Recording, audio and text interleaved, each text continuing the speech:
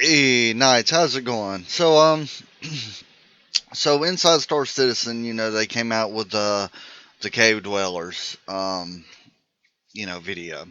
Basically, I want to just kind of watch through it, and then I want to tell you my thoughts or takes on it, and maybe, um, this is the first time I'm really watching it, so we'll see how it goes.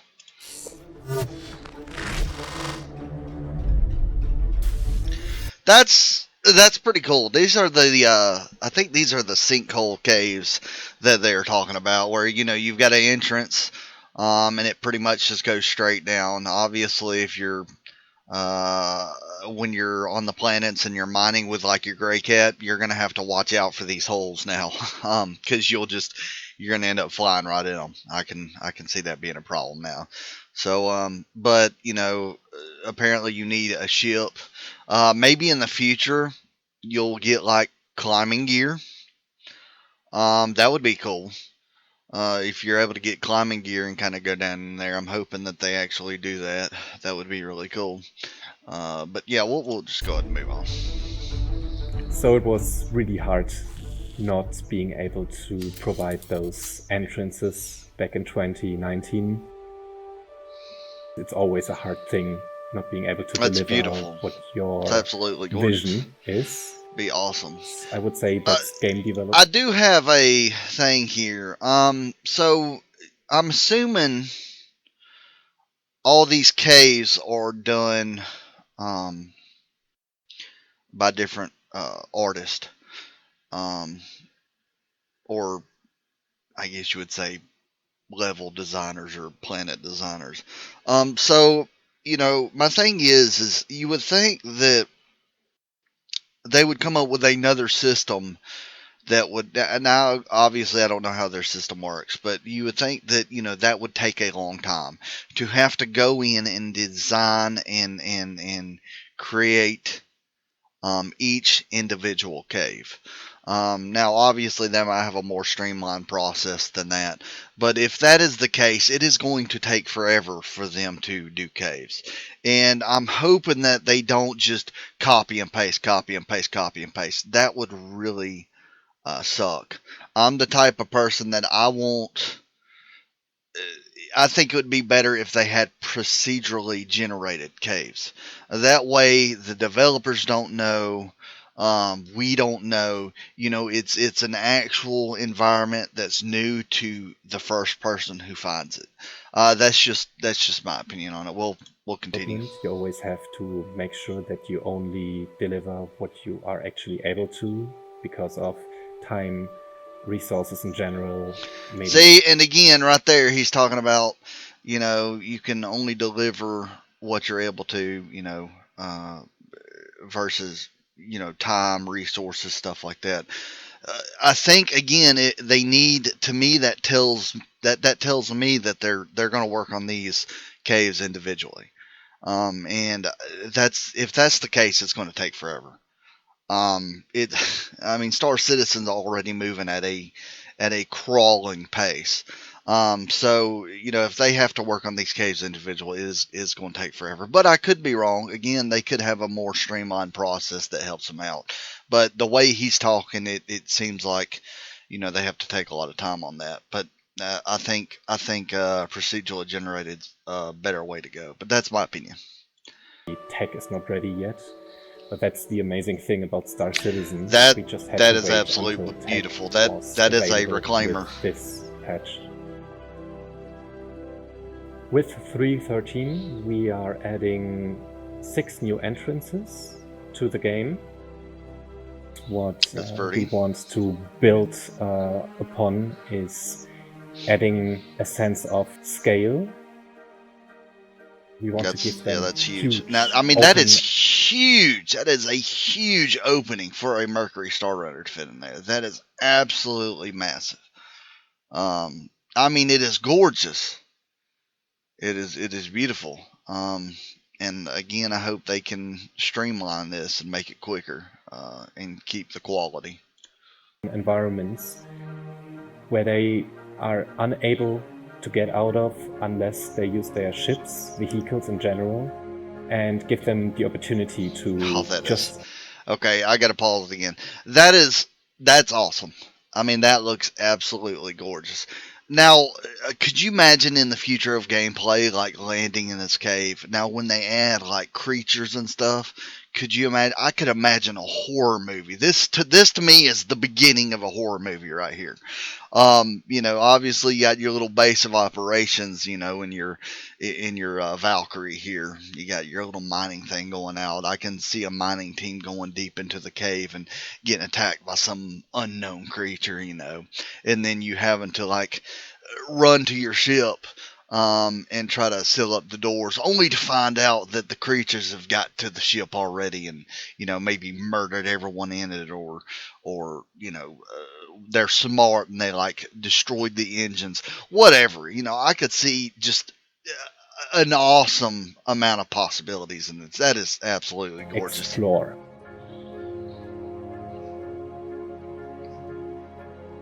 One of the recent changes that we got into the game were environment probes that completely... Alright, so runtime environment probes are entities used to assist in the lighting of large cave entrances, periodically taking a sampling of ambient light projected from the sun above it and projecting that illumination deeper into the environmental in line with proper orbital movement. That sounds cool. I mean, I think it would look gorgeous with ray tracing. And projecting that illumination deep into the environment. So, the sunlight will be able to pierce the cave at different angles, depending on where the sun is in the sky, stuff like that. We changed the way we were able to light up those cave entrances. Yeah, exactly. How do I light a cave? So first of all, I'm going to put those cube maps in Right now, I think the caves are too bright. In my opinion. Now, I think obviously if you're by the entrance, it's going to be brighter. But I think the deeper you get into the cave, the darker it should get. And I'm hoping that they do that. I think the caves right now are now too bright. We have this runtime cube map probe. So with that, we can always reflect the right lighting information in this cave. For example, closer to the dusk. And you can instantly see that the color is changing and the intensity is changing. Now the color is more like a blue and a pink, just like what we see from the sky. Now let's check out the other cave that you can fly your ship into. This is the normal map view. It's very helpful when I try to work on the very dark scene. So it helps me to. So these are all the cave entrances. Okay. While I'm working. But again, you see, like if I go back to this, it seems to me like there's only a set number of entrances, and I think that's what he said earlier. That they've got 4 entrances, 4 or 5, different types of entrances. That again, they're going to have to copy and paste this stuff, and that's a disappointment to me. It really is. I don't really like that. I don't think that's a good idea. Okay, we are here. Let's see the runtime probe, how it works here. The sky is getting darker and darker, and the cave is getting darker as well. But with the help of lighting, you can still see the structure, see the awesome shape from the environment team. Yep.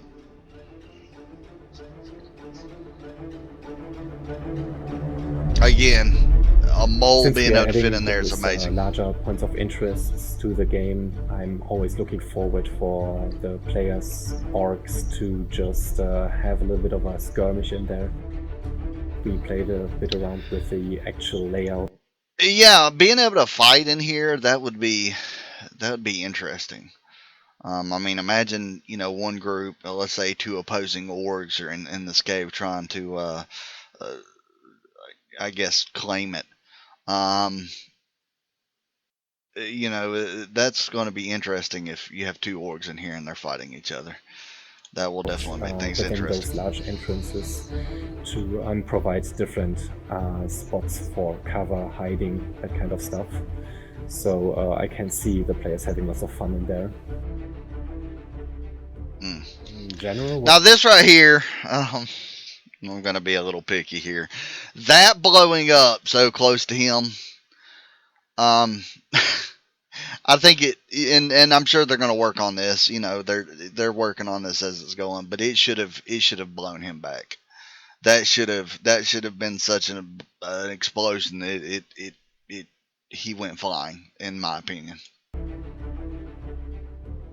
In general, what I like about making caves is that I'm able to add a little bit more handcrafted elements to the verse. We can... Again, he's talking about handcrafted. That means that each and every one of these caves are probably going to be handcrafted. And, I mean, we're talking about... That's my main gripe right now. We're talking about entire planets. And if they have to handcraft each and every one of them, that's... Man, it's going to take forever. You know how many systems? There are going to be a lot of systems. We're in one. We've been in the Stanton system for what, 7+ years now. You know, I'm ready to get out. I'm ready to go to another system. This is taking way too long. A little bit more individuality to the surface of a planet. As an artist, I can also add a little bit more framing to certain pathways and give the players some opportunity to explore them, create their own little stories out of that, and just have lots of fun in there. Pico. Caves represent a sense of exploration and enterprise, danger and detail that can be found throughout all of Star Citizen. And expanding these to ships and vehicles is just the next step in their continuing development. But up next, another aspect of life in the persistent universe evolves once again with the addition of mining laser subcomponents, where an improved prospecting experience begins with the sum of its parts. Right now, the mining gameplay loop has a lot of interesting things to do. From the prospector mining, you have multiplayer opportunities with the mole. We've seen like fleet of green rocks just harvesting everything they can on the planet. You can now refine all the ore that you collected. We have consumables, and now we're looking into what other things we can add for this gameplay loop. Components of mining. So when it comes to customization for the player needs to be able to choose how they want to play this game and change the ship and the mining laser based on the rocks they want to harvest, the challenges they meet. They need to have access to small little tuning parameters for their mining lasers, and this is where the mining passive components come in. I do want to touch on something real quick. When it comes to, you know, in the future, I'm not sure how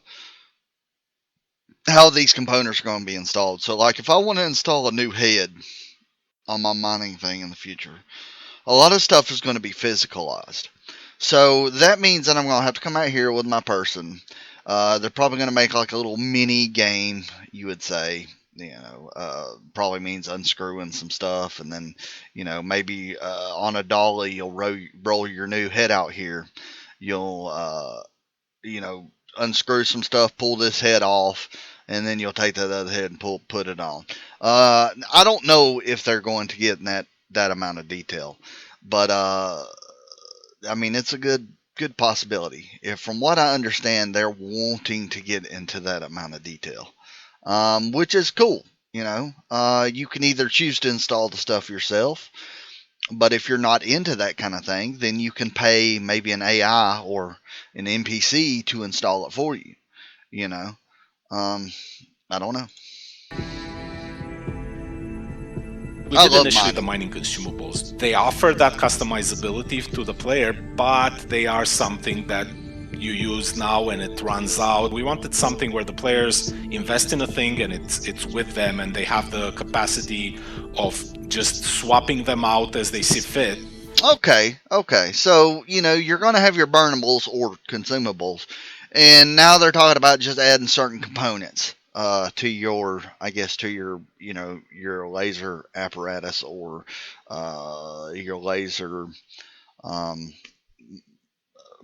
machine or engine, whatever, so that's pretty cool. I think that's cool, them adding that amount of detail. We've also updated the mining UI, the active module section specifically, to show the individual bonuses that are actually being gained or lost depending on the module that's depending on. Hang on, let me go back here and look at this. So mining modulars. So modulars. Jeez. Modules. Okay. Wow. Torrent 2 module. Online. 4-roll module. So again, these are going to help with instability and stuff like that. The problem is with these, I guess maybe these are going to be more expensive. In the short term. And maybe the consumables are just something that, you use to get to these, like to upgrade to these. Or maybe you might still need the consumables. I don't know. Maybe you upgrade to these and you can still add consumables, making it, maybe the buffs, I guess you could say, or the whatever they could stack. So like instability, that's plus 10, so that's, but the resistance is negative 20%. Obviously they have pros and cons apparently, but let's say that you have a consumable that's negative 20% too, so maybe it makes resistance negative 40% on top. I mean that's how I'm assuming that's going to work. But I really, I like this better, this UI better than the old UI. So being gained or lost depending on the module that's equipped and installed. You'll now see that the module you've got installed will actually show you the values that are being modified when they're active. This is basically just a bit more in the way of signposting, as we call it, to allow people to see at a glance what they're currently modifying, what they've got equipped, and this will hopefully prevent a little bit more confusion in that regard. The difference between mining consumables and mining components pretty much is the fact that you don't have to constantly go to a shop and replenish them. Another difference between mining consumables and mining components is the level of power they provide. Consumables, since you do run out of them the more you use them, have a little bit more power. The passive ones have a little less power. This is done mainly to balance them, because something you pay for once and it doesn't run out, it cannot be at the same power as something that you have to constantly replenish. Components also have different tiers of power, and for some of the components, the ultimate tier is gonna get very close to the mining consumables in power, but those components are gonna cost an arm and a leg. Yeah, exactly. One of the questions I'm sure in the short term consumables are going to be cheaper. In the long run, consumables will end up costing more, than just buying the components. So what you're going to basically do, I guess, is use consumables to, get up enough money, make it easier to mine, which gets you more money, and then you can, upgrade to the components. So that's pretty cool. What is on many people's minds is, how do active and passive modules work together? And the answer to that is simple. They can work completely in harmony with one another. The active modules will still be triggered the way that they normally are. The passive ones will always be active. The amount of them that can be mixed and matched is only limited to the number of sub-item slots on the mining laser itself. And this will allow, hopefully, the miners to tailor their loadout the way that they want for aspects of mining that they want to try. As soon as our work is going to be done with mining components, we are looking into mining gadgets. Mining gadgets are going to be, let's say you're in a prospector, you encounter a giant rock that you cannot mine because your laser is not strong enough. You can EVA out of your prospector, place a mining gadget on the rock that lowers its resistance, and then get back to your ship and mine. The only problem is you're going to be with your pants down while you do that. If a pirate comes in and tries to shoot at you, you pretty much lost your prospector. With mining, as always, we're constantly improving, we're constantly taking feedback from you guys, we're constantly looking at where the game breaks, what consumables, components are being used more, what are being used less. We're constantly trying to balance, to bring everything to a standard that we feel happy, and I hope you guys feel happy to play. And I hope this change is going to bring a lot of happiness for a lot of people. I'm all for expanding any kind of like a career or job or gameplay in Star Citizen. So anything they can do, I'm all for it. As long as it expands the gameplay. I think it's good. So what did we learn this week? Well, we learned that bigger caves are coming with 6 brand new entrance types for vehicles and spacecraft. 6 entrance types. Alike. No. That along with the bigger sizes comes an increase in opportunities when they make their way into the persistent universe with Alpha 313. And that we thought we were done with mining, but that tractor beam of player feedback just pulls us back in. For Inside Star Citizen, I'm Jared. All right. Yeah, that concludes it. I think it's, I'm excited that they're adding more stuff to mining. Hopefully this doesn't pull away from working on salvage. Salvage, that's my big thing. I'm really looking forward to. I want salvage real bad. But well, thank you guys for watching, and if you guys like this, please subscribe, like, share, and hit that notification bell. I appreciate it, and thank you, Knights. Y'all have a good night. Bye.